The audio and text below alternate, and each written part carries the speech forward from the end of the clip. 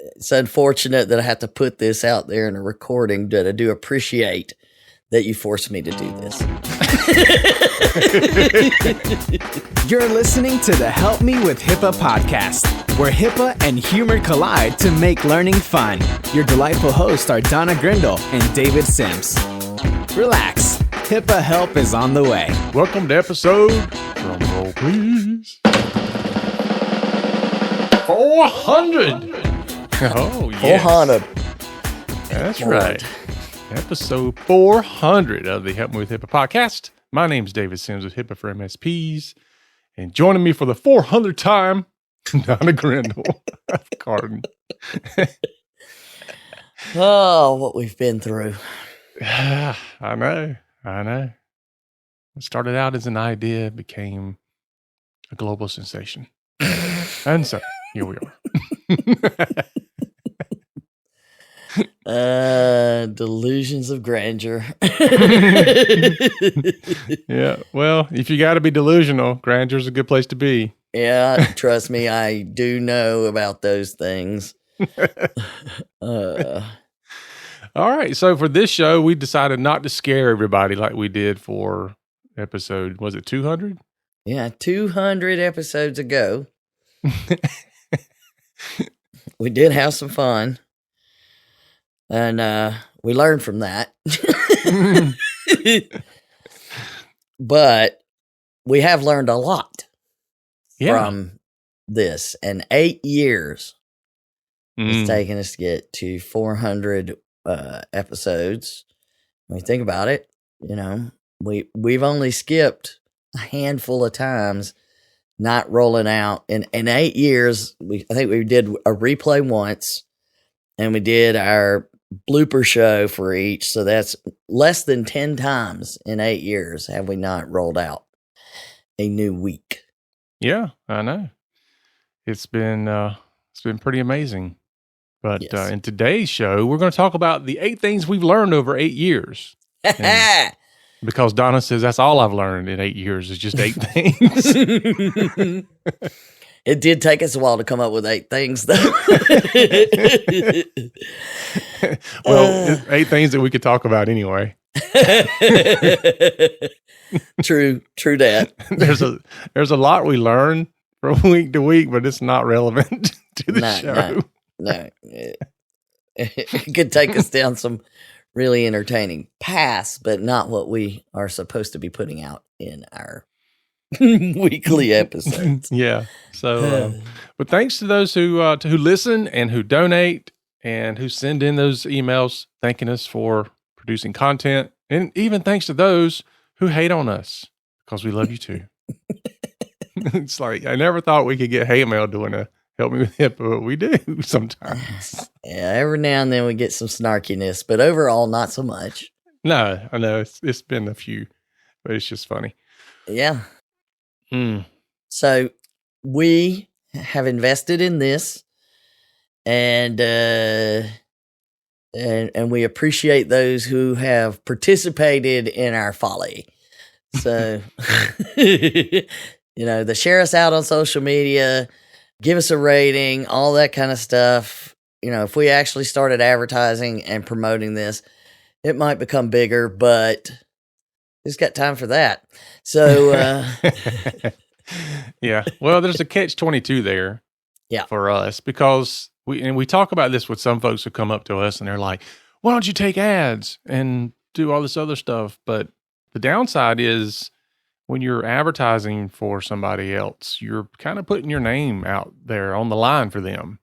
And being the type of show that we have, where we're talking about vetting vendors and all this kind of stuff, it's kind of nerve-wracking. Like, you know, what if we put somebody on here that has terrible privacy and security or data breaches? And I mean, you know, it's hard to do. So, well, even though there are vendors who we do trust, but at the same time, do we want to, if they end up in the middle of a big incident, then we get taken down with it and have to deal with that. And it just becomes a conversation that neither one of us can come to a conclusion with, no matter how hard we've tried. Yeah, we we may do something, but we may not. Who knows? But I know that, like, for example, Darknet Diaries, we've had Jack Resider on here. And I remember when the NordVPN breach happened, and he was pushing NordVPN at the time, and he had to get on there and talk about how he can no longer, let them advertise on his show. And I mean, I guess it's just a risk you have to take. And you and I just need to be okay with knowing that there's a chance that we're going to be advertising for good companies, that something bad happens, and we'll have to then figure out how to handle that from there. And who's got time for that? So we'll call Karen and say, Karen, we need some PR stuff. That's true. So anyway, let's do our 8 things we learned in 8 years of Help Me with HIPAA, David. All right. So number 1, which is kind of interesting for us, is that we have learned that the two of us are very different and yet so much alike. Yes. Yes, indeed. And we've learned it, just through, we work so closely together where, we'll have one moment where we're finishing each other's sentences as work spouses do. And, and then the other moments where we'll get into a heated discussion. I mean, not like a negative one. I mean, I never worry about, we don't actually get into an argument. It's more of it. We both are very, we're open to discussion about things, and we discuss some crazy stuff. And, you do not want to know our discussion. Even no, only we know our discussions. But there's true. I mean, it's everything. It's everything from aliens all the way to the newest Japanese history. Yeah. I mean, you name it. We've discussed it and debated it. And everything else. And we really do. It's unfortunate that I have to put this out there in a recording, but I do appreciate that you forced me to do this. It's, when we were at the Price boot camp, I run up and I sat beside Donna. I was like, I got an idea. And I just saw her face like, she's like, every time you have an idea, it costs me a lot of time. Because she knows that, her and I both are these idea people. Like we're typically coming up with fantastic ideas that we have other people that can implement, because we're not the down in the weeds people. No, we're not. We're not very good at that. Now, if we're figuring something out, we are in a zone, but ideas, and my team understands that very well. Yeah. It's funny when your team comes to me and they're like, okay, you're the idea guy. And I'm like, oh gosh. Yeah. When I don't have an idea for something, I send them to you and it works out.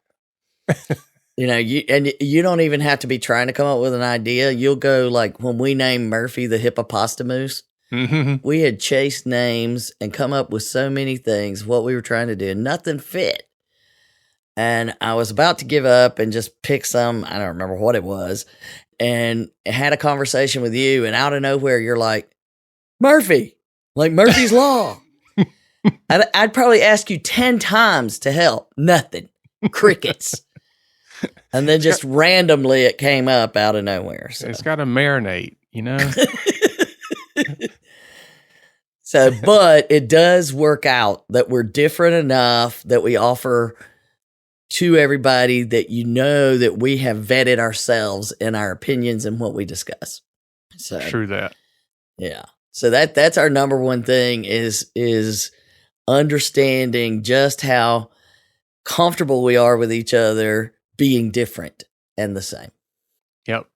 And I think that's something that, whether it's workplace or just in your life altogether, there is a richness that comes out of that if you can, be nice about your stances and opinions. You don't have to change your mind about them necessarily, but, everybody's got something to tell. So listen. Yeah. And don't be hateful. We have never been hateful to each other. We have been hysterical to each other, but never hateful. Yeah. Just be kind, like the candy bar. It's not even a candy bar. Okay. Number 2. Own it, but own it the right way. This one is huge. What does that mean? What you talk about? Well, because, I mean, this work that we do, I mean, we see people, that treated everything from, it's just a PETA paperwork thing, or they're, so passionate advocates for patient privacy, patient rights, patient care. It's a broad range of emotions that people do. And we're always on the side, err more to the side of patient care and patient rights than frustrating paperwork. Mm-hmm. But we also know that requires taking personal ownership. And when you do that, yet you deal in a world that's full of legal stuff and interpretations and data breaches and attacks, and that you then, when those crises come in, because they will, they just do, those that are so passionate about it take it on themselves. And we hear from folks, we've seen it happen, people send us stuff, and I know personally of folks that the stress of doing this job, when there is a high stress, a crisis moment, that has literally sent them to the hospital. Yeah.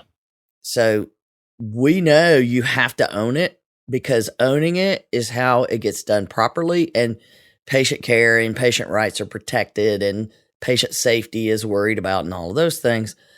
But part of owning it is, it's important, and I don't know how to teach this. I don't know how to get there. This is something each of us has to find on our own. It's important to separate your ownership of this job of protecting patient rights and safety and care. The ownership of that job is necessary to do it right, but you have to be able to separate it in a crisis. And that's very hard to do. Mm-hmm. So own it, but don't make it be so personal it breaks you down. Your health is also very important. So how do we fix that? Got nothing. But I do know, and I've seen it, and we've gotten comments from listeners, and that we don't share all the comments we get. It's for a reason we don't, because some of them are just people talking to us, and we answer them, and we try to do our best anyway, because we all know we fail at that. Which that does remind me that I had somebody we need to do a shout out to. So we move on. You start the next one, David, and I'm going to figure out our shout out. All right, so cool. We can throw it in here, because it's well overdue. So the next one is funny. Number 3, humor works for most people, but not everybody. Yeah. So we get tons of feedback, email, and people we meet, and they're like, how do you take such a dry subject like HIPAA or privacy and security and make it so much fun to listen to? And I've even had people say, I can't drink anything while I'm listening to you guys, because I never know when David's going to say something stupid and I'm going to spit liquid all over the place. I think didn't we have somebody who said they spit something all over the inside of their car listening? Yeah. I think somebody told us that, like coffee or something was all over the inside of their car because they were listening on the road. So yeah. But every so often we get that email from somebody who says, "This is not funny. This is serious stuff. You shouldn't be making fun of people." Which, I mean, we're not really making fun of people necessarily. No, not individuals. I mean, and there's people like, oh, you're just complaining or you're picking at people or you're all these things. And no, we're saying this is happening. We know it's happening and it shouldn't happen. And if you think we're being mean to you, it's not intended to be mean. It's intended to be instructive. Mm-hmm. Constructive criticism, I think, is what we say. Well, boy, the most people get the humor though. And yes, we know it's very serious, but when you do this kind of serious work all the time, reference the previous discussion, you need the humor. Well, it's also our way of educating because we know that humor sticks. Like if you know anything about public speaking, you know that you need laughter, engagement, and questions. Now, we can't do live questions on the show, but we can do somewhat engagement, but we definitely do laughter. And you'll remember it because of that. And, we come up with stupid sayings and all this other stuff because that's what sticks. That's what people remember. And so that's one of the reasons why we use the humor aspect. Because, again, if we were droning on about privacy and security, all 2 listeners we had would be gone. That's when we got to throw in every now and then, knock me down and steal my teeth. We haven't thrown that in a while.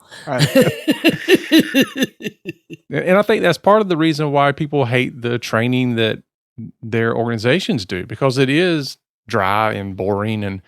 And if you look at any of the things that I've really paid attention to that have to do with HIPAA training, it's usually funny videos, like I think it was a hospital that did the one where the lady is the privacy officer and she's telling like the older doctor about how he's doing stuff wrong. That was the whole skit is extremely funny. And then you got the dude that's doing the blaming everything on HIPAA video. Oh, yeah. It's very funny. And so the other ones that I see that are more like HIPAA started in 1996 and blah, blah, blah, I'm like, oh God. and a flip chart.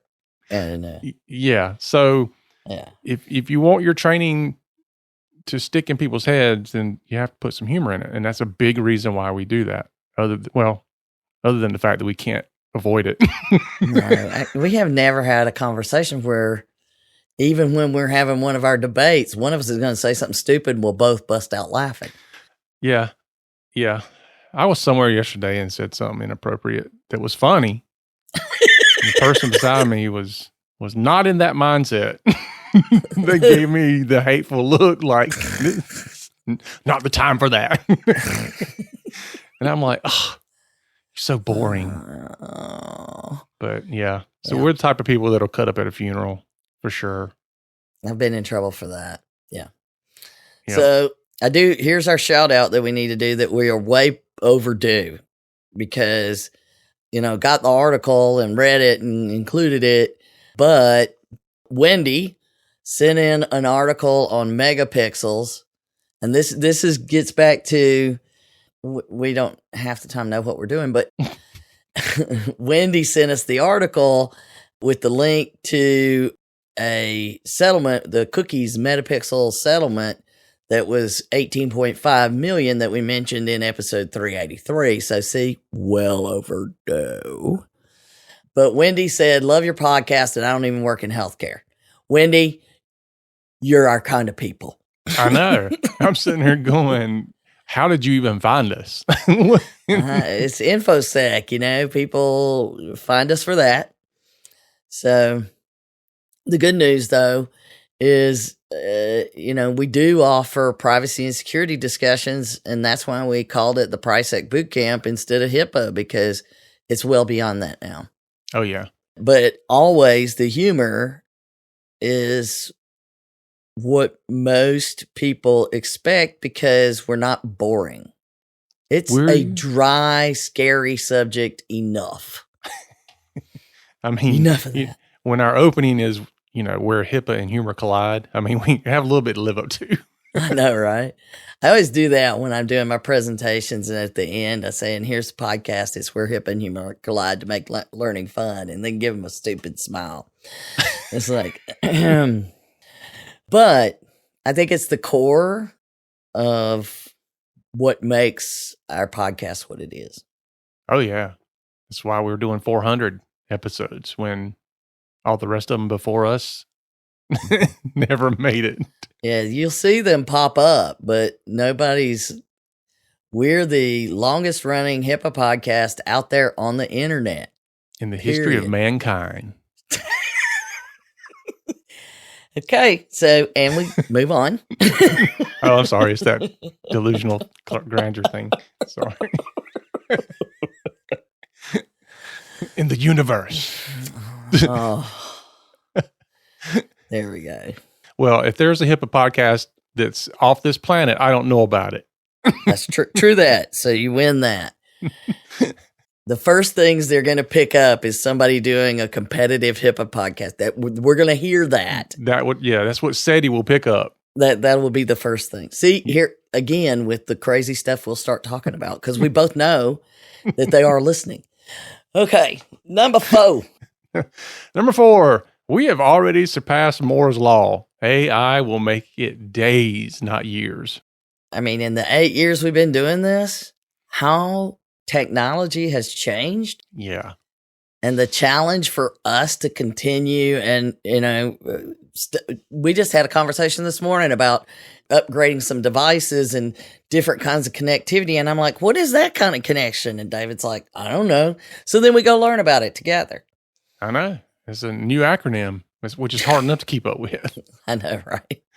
It's probably been there for a while, but because we are, what do you say? We do multi-specialties. Mm-hmm. We're not centered on one particular topic in general with technology. It makes it hard to keep up. Oh, yeah, it does. And that's why it blows my mind when people are, I'm a doctor or I'm a dentist and I do my own IT work. And I'm like, oh my gosh. I mean, you might be able to get everything to quote unquote work, but I doubt very seriously you're doing a good job of everything else. Yeah, I mean, the thing is, it gets back to IT and security are no longer the same. No. They used to be lumped in. They are no longer lumpable. Yeah. They're no longer. Yep, they are not that. That's what we should start doing, David. Next time you hear that, you'll go, well, knock me down and steal my teeth. How do you do them both? We make them lumpable. Yeah. But I mean, even companies that focus on security all the time, they'll tell you this is hard to keep up with. Mm-hmm. And so for somebody who says, well, I just, that's not my primary thing, dude, there's no way you don't have a chance. No, no, you don't do this stuff on the side. Yeah. I mean, I don't do it myself. I mean, I do my own, but I don't go into a client site and do it. I say, I'll talk to IT. Let me let me hear from them what they're using and how they're doing it. Yeah. It's like I love when I'm talking to like a prospect or something and they'll say, well, we use, XYZ antivirus that we got from Walmart, just for example. and I'll say you're not even going to know when you have a problem. The reason why you're telling me everything's been working fine is because you have no ability to know it's not. That's everything's going fine does not mean everything's going fine. No, because think about it, and we've proven this to be a fact. But if I'm a criminal and I get into your network, the last thing I want is for somebody to be paying attention to what I'm doing until I'm ready for that. And so I might decide to make sure your systems are running pristine as to not, get anybody involved to poke around and see that I'm there. So we've seen that happen. Yeah. And so because of that, Moore's Law, geez, how old was it? It's older than me, I think, which is saying a lot. Yeah, it's probably not, but I'm gonna anyway. But Moore is a dude who he. Hang on, I'm looking.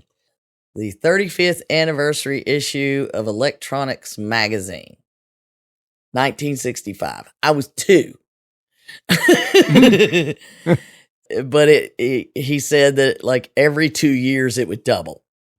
Yeah. The processing power every 2 years it would double. And he was actually talking about semiconductors at the time, and now we're talking about mushrooms, I know. And, but in saying that, and it worked for a while, I mean, it did happen, but now it's so much faster than every 2 years about processing power. And AI and its ability to figure things out.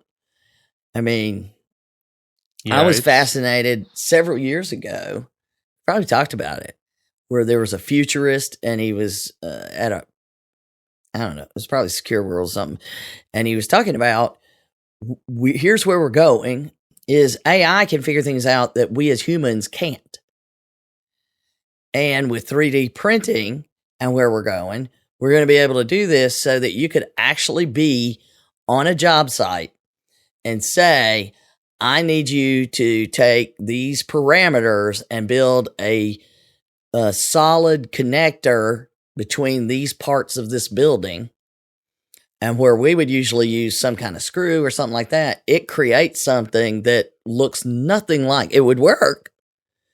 And it handles the weight and it takes into account earthquake and wind. And I mean, all of these things, it built it. And then you feed that into a 3D printer and create that part you need on site. You're talking about the difference in years worth of work cut down to that day. Yeah. Yeah. The whole AI thing is very exciting. I did a presentation. And terrifying.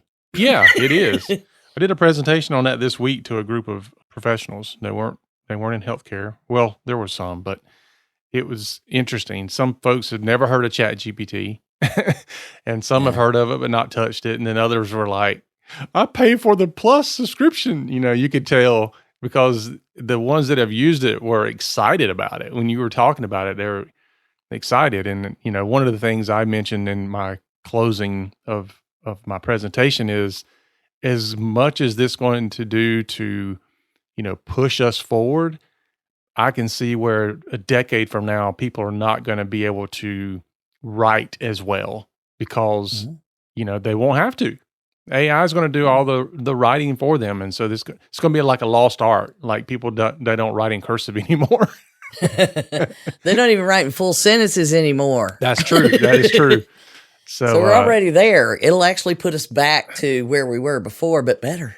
Yeah. Well, I remember a friend of mine, he told me years ago, he said, Windows was the worst thing to ever happen to computing. And I was like, why? And this guy, he did everything like command line. And he said that nowadays, and this was a few years ago, he said, nowadays people don't have to actually know anything about how to use a computer. You just point and click. And so people think that they are adept to understanding technology and using technology when really all they know how to do is, run Office and Word. Yeah. And like, oh yeah, we had somebody tell me that one time. I've been in IT for years, and I'm like, doing what? Well, doing office work. I'm like, you're missing it. You don't understand the difference. And even technology, like we don't have to know a lot of the things that we had to know years ago. I mean, I know you had to know what IRQ ports were and COM ports and how to make them talk together. Jumpers and there was no such thing as plug and play, and you had to understand all the command line stuff. You had to know DOS commands, and there are still people that do that, and they still teach some of that, but it was necessary back then. It's not necessary these days. Wow, just a lot. And at the rate that it's moving, I can't wait till I'm retired and I can just sit and tinker with stuff. Yeah, I know. Although I mentioned retirement and people are like, no, that's not happening. So we won't go anywhere. But the rate things are moving is even faster than I had anticipated when we first started this. And just, looking at what we're able to do now to record this podcast. Oh, I know. And the things we have, it's amazing.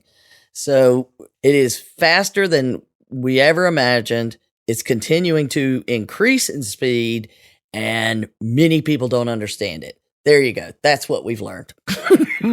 Yeah. Yeah. There's just so many stories I could tell because you and I have been in it for so long that, back when dial-up was introduced. Oh, geez. And we had to pay for the, number of minutes a month that we could use the internet.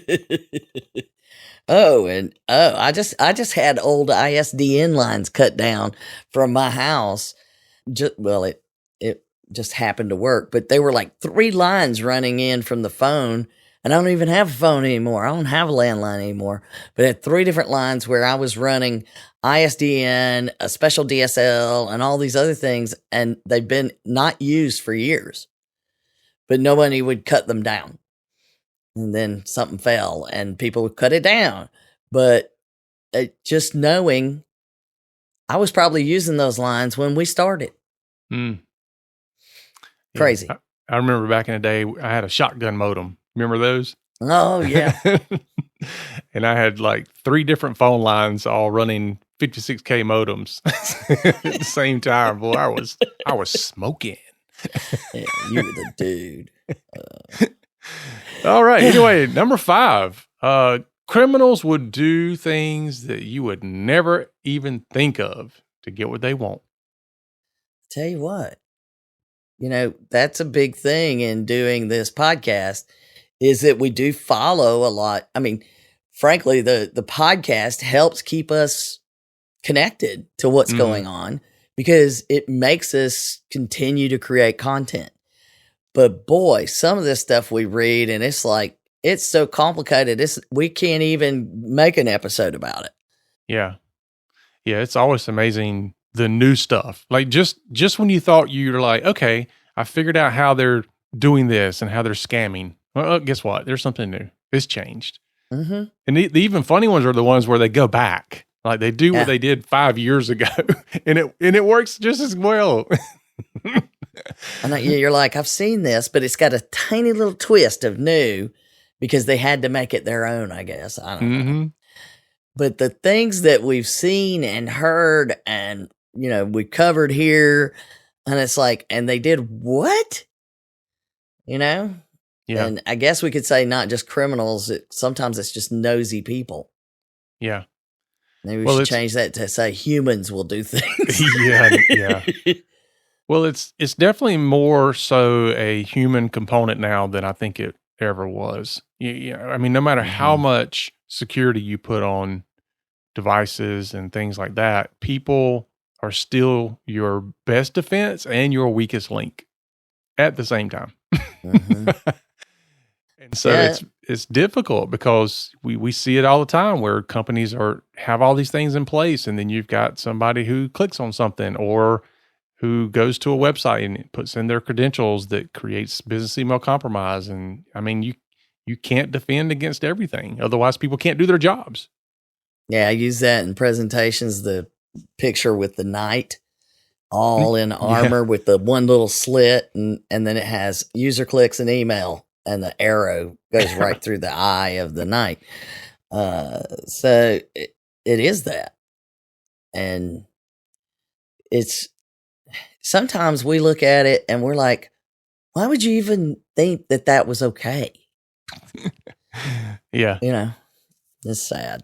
Yeah. And you would think by now, some of the more popular things like buying gift cards, you would just assume that by now everybody knows that. But there is not a week goes by I don't hear that story from somebody else locally, not just, nationally, but just locally. I'm like, do they not yet know that? This is not new. No, that's not how you pay for things. Yeah. And I really feel bad. As gifts. Yeah.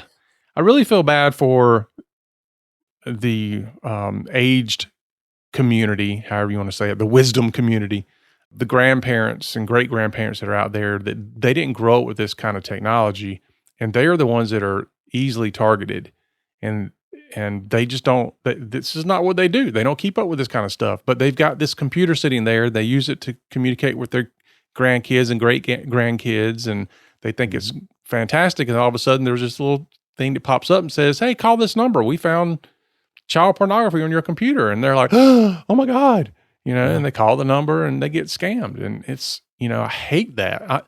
I don't like anybody to get scammed, but when you take advantage of people that, that are elderly and things, that just, it makes me so mad. Well, and they go after kids. And yep. It's despicable in many ways. And at the same time, you can see desperation in some of the cases.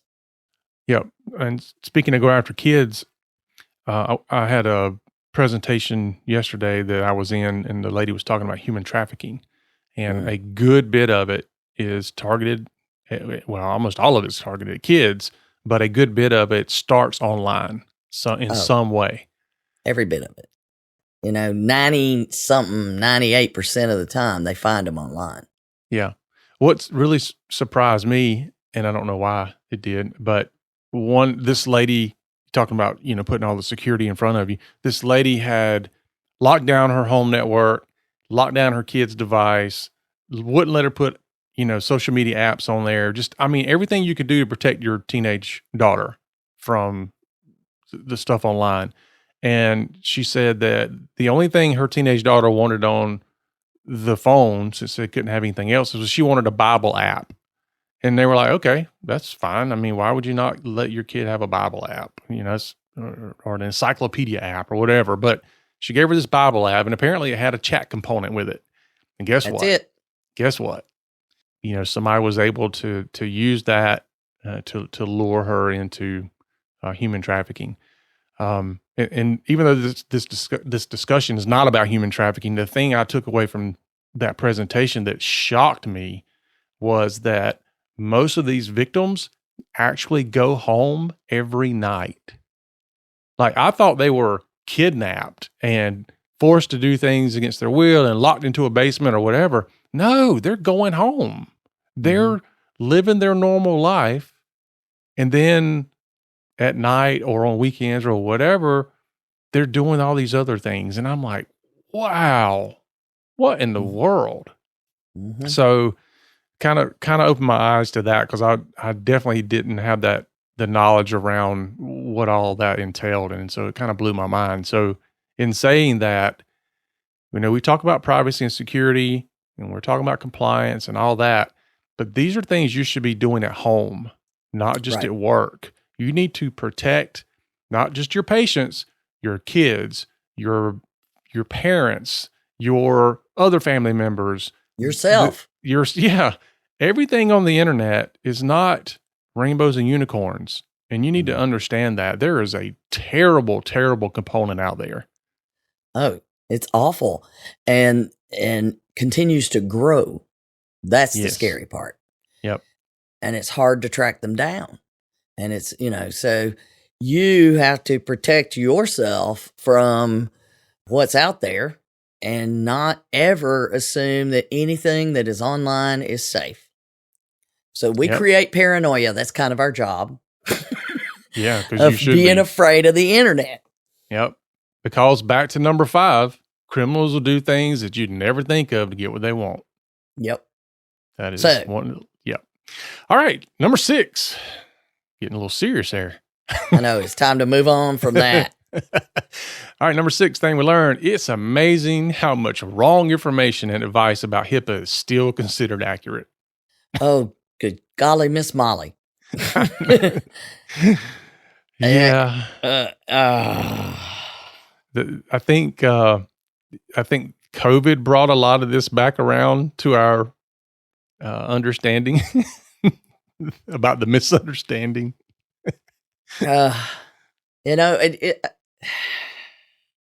Every now and then, I still try to help out. I do try to help out on Quora when it gets so bad. Like, by the time I get around to seeing a question, Quora's question and answer kind of thing, and people ask a lot of questions about, if this happens, is it a HIPAA violation? Can my doctor do this? All these different things. And they truly are looking for help. There's a ton of them that are screwing around, and I'm like, yeah, I don't answer you. But the ones who are really asking for help and I Sometimes I see it and there hasn't been an answer yet. That's the ones I like to get in. Go ahead and answer, and it kind of limits some of the madness.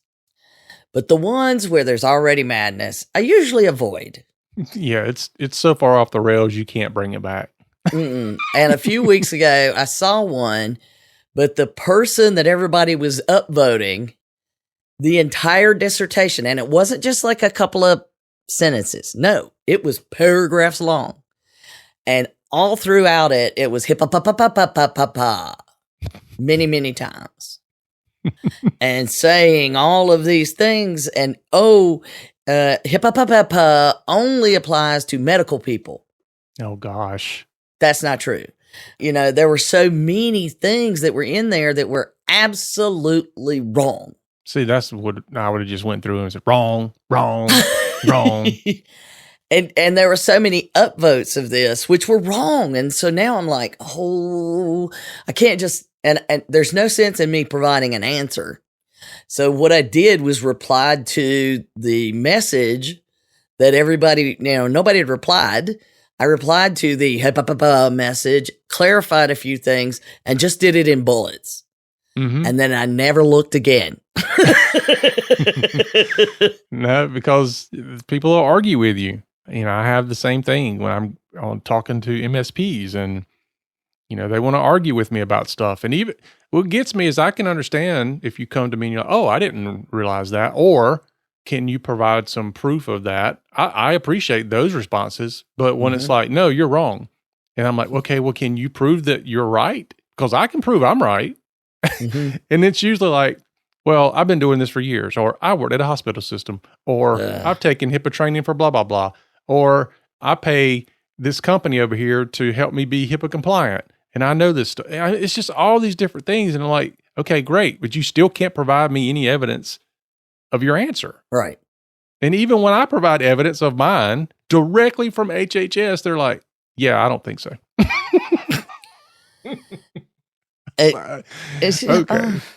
Okay. And we preach about this one. This is our biggest problem, I think. I mean, between not understanding and thinking you do from a technology standpoint. Number two is not understanding and thinking you do from a HIPAA compliance standpoint. Yeah. Because the people that honestly that don't know, they can speak with such authority that they will fool you. Mm-hmm. And it doesn't even matter if you say, you realize that I've done the Help Me With HIPAA podcast for 8 years. Doesn't matter. You don't know.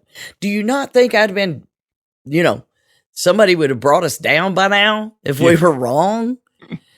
And we work with HHS and OCR and all, It's a deep fake podcast.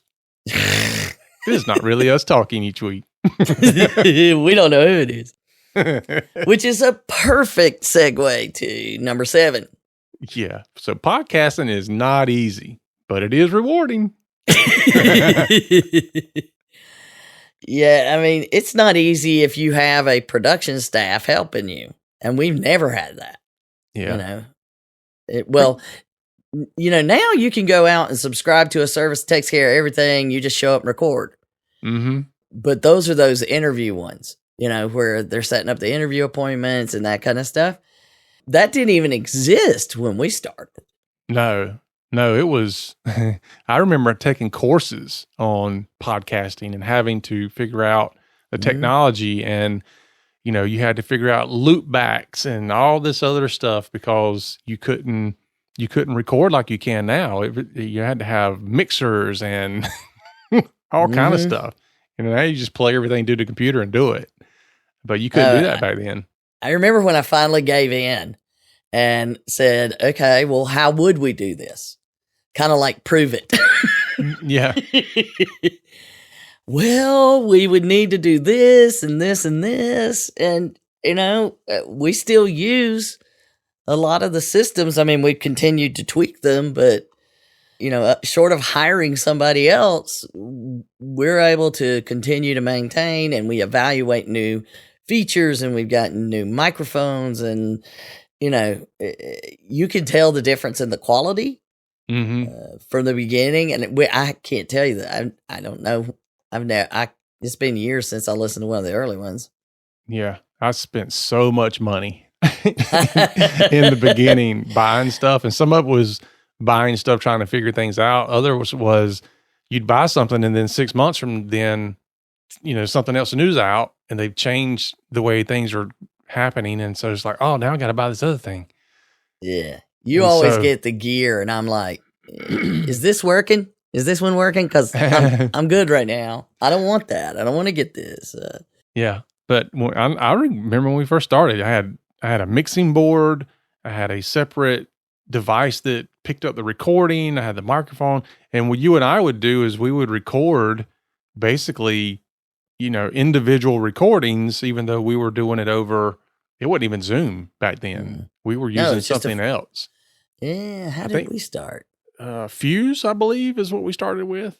I don't know. We've tried several before we landed with Zoom, but we landed with Zoom before COVID. Yeah. So, so we would, get on there and we had different recordings and then we would take the recordings from each end and then put them together, which we still do it that way, but we don't do it the hard way. Now it's a lot easier to do that. Yeah. It's Boyan's job. Yeah. And that's why it sounds like we're in the same room, because our recordings are actually individual recordings that Boyan does his magic and puts it all together. We love you, Boyan. But so I can tell you. Go ahead. I was gonna say, I think we should get a T-shirt that says "Podcasting ain't easy." That's it. Yeah, kind of like pimping ain't easy. Jeez, see what I mean? We can be serious and then off we go. So, but I can tell you the thing. It is very rewarding, the feedback we get and our listeners, and that part very rewarding. Mm-hmm. Knowing that.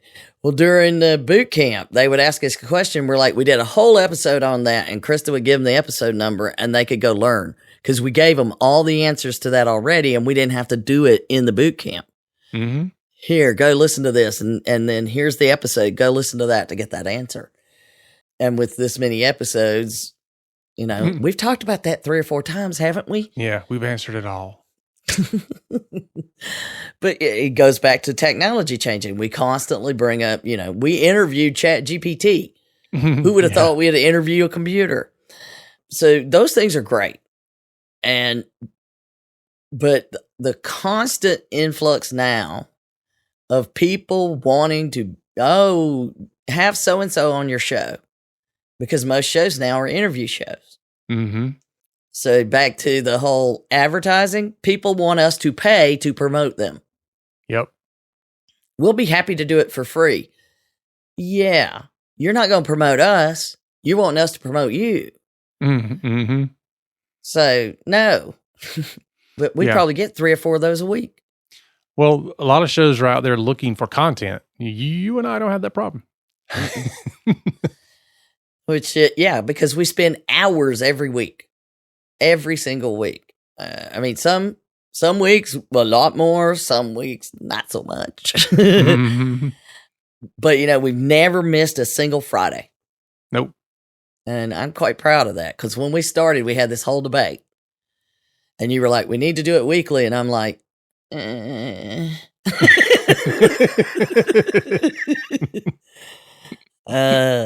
other people have said, you guys have done it for so long. Why don't you do every other week? I don't know how they go over. And I don't know if we would maintain our same cadence. Yeah. Well, maybe sometime we might do that, have a hiatus during the summer where we do every other week for a month or so. Yeah. Well, some podcasts are now doing seasons. Yeah. So they take a long break off and then come back and do a season. I think Serial's the one that started that. Yeah. Yeah. Well, no, they added all of that to all the capability they added to our podcast. We've taken advantage of some of it, but the time we spend, even like if we come up with an idea, and sometimes I'll have an idea and I'll just write it all. Often though, it's like I got 5 things and I can't decide. And people are like, how do you manage to get all this content? And we're like, we have trouble deciding. So It is very. Jeez, if you said on average we each spend 4 or 5 hours a week on average, and we're at 8 years, do the math. Mm-hmm. It's another job. Yeah. But it is very, very rewarding when we hear from people. It is. Indeed. Our tiny little show. A niche of a niche of a niche podcast. That's right. Or if you say it the other way, a niche of a niche of a niche. He's like, what the hell? All right. But we did learn that. We did learn it. We did. And the final thing that we learned is that, fortunately or not, we still have a lot of work to do. Yeah. I don't think either one of us thought it would last this long and there would still be this much. No, I don't know that I did. But, I'm not one to think about that. Well, we weren't even sure we could get like 10 people to listen in the first one, Yeah. I remember when we topped 100 the first time and it was like, I know. Oh my God, we made it to 100. That's because, most podcasts don't make it to past like 6 or 7 or something like that. mm-hmm. I mean, people are like, oh, this is a great idea. And they start doing it and like, oh, this is not easy. It's very time consuming. Mm-hmm.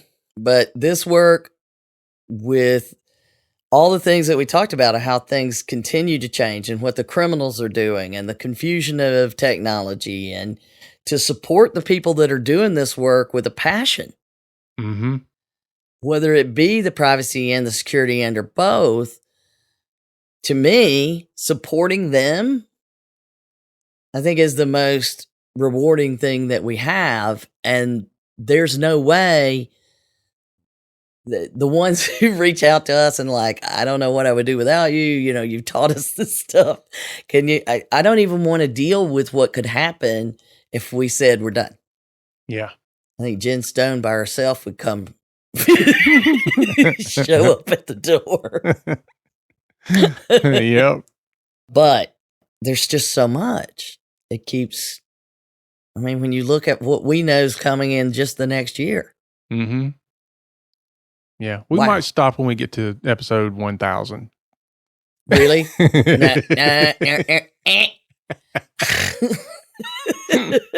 Too far in advance for you. Well, you figure it took us 8 years to get to 400. That just made me choke. Like I almost threw up a little bit. It's only 12 more years. Remember when I said I can't wait till I retire and I can just tinker with stuff? Yeah, and remember when somebody said that's not going to happen? True that, yeah. But you can podcast more if you retire. We can do it a daily episode. Okay, I'm done. I'm out. All right. Well, I think that's a good stopping point. So yeah. Thank you everybody for listening to episode 400. And also thanks for, keeping us around for this long. Because if we wouldn't have people listening, we'd just shut it down. We would. So thank you a lot. And you know what? If you learned something over the past few episodes or few years, depending on how long you've been following us, shoot us an email. Let us know. Love to hear from you. Yeah, just, maybe accumulate and we could have an episode of what our listeners have learned. Oh, good idea. That would be great. Y'all send us some stuff, what you've learned, and we'll put it together somehow. Yeah. It'll take us a minute. It might be episode 500 or I'm 450. I'm sure George will send us a list. So. That's right. Love you, George. All right. All right, folks. That's our show for today. Thanks for listening. Remember to share us and rate our podcast. And you know what? Keep spreading the word. Help us out.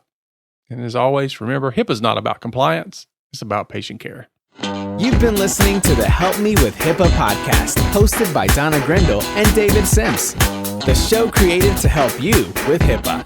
For more information or to ask us a question, visit our website at helpmewithhipaa.com. Neither Donna Grindle or David Sims are attorneys, and they do not offer binding legal advice concerning regulatory compliance. The information in this podcast should not be relied upon or construed as legal advice in any way. Consult your attorney for legal advice concerning compliance with HIPAA regulations.